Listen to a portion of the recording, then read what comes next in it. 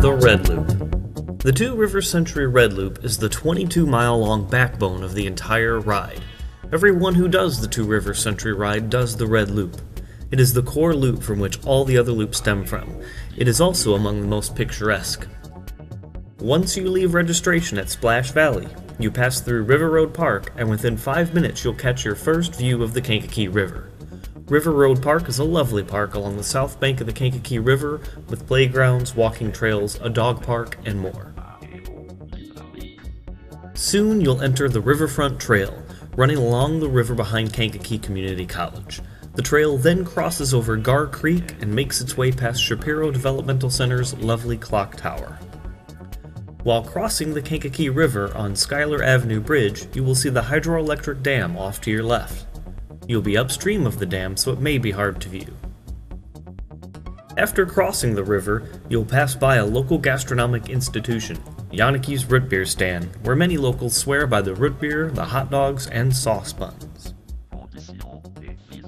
Upon entering the historical Riverview subdivision, you'll pass by the B. Harley Bradley House, what is considered the first full unified design of Frank Lloyd Wright's Prairie style. The house is now a museum, and tours are available. In Cobb Park, you'll be riding along the river and once again in full view of the Shapiro Clock Tower, except this time you'll be on the other side of the river. Further into Riverview subdivision, you'll pass through Beckman Park, the home of the annual Powerboat Nationals. After Beckman Park, you ride around the Kankakee Country Club's golf course and cross I-57. From there, you'll ride along Waldron Road on your way to Aroma Park. You'll pass by the Waldron Arboretum on your left as you make your way into town. At the four-way stop in Aroma Park, the Aroma Rest Stop will be a right turn and just a couple blocks away. Enjoy your refreshments and rest a bit along the Kankakee River before continuing your ride. Please note that the Aroma Rest Stop is the junction of several loops. The red, green, and pink loops all converge here. Please review which loop you will be taking next before moving on. For example, to do a 47-mile ride, you'll be riding the red and green loops.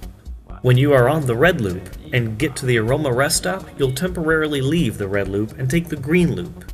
Completing the green loop will eventually bring you back to the Aroma Rest Stop, where you get back on and finish the second half of the red loop.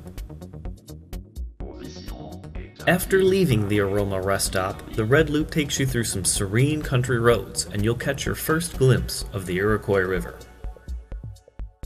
Riding in the country for a few short miles, you will come to the Sugar Island Bridge over the Iroquois River. If the river is low, you might see a boulder on the riverbed that has a Pac-Man painted on it.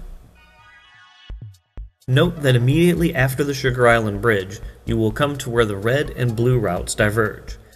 If you will be riding the blue loop, you'll turn left here. If you're on the red, you go straight. But don't worry, there'll be markings on the road to direct you as well. The red loop continues on, and your next turn is a right turn.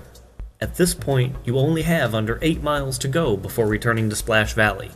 This intersection is also where the blue loop terminates and rejoins the red loop, so you may see some cycling traffic coming in from your left. Soon you will be riding on a picturesque lane along the Iroquois River, including crossing a one-lane bridge near Otto Road. This area is very picturesque and is almost like riding through a tunnel of trees. Your last glimpse of the Iroquois River has you only 3¼ miles away from Splash Valley. Here, you're almost done, and soon you'll cross I-57 one more time, and then you're back to Splash Valley.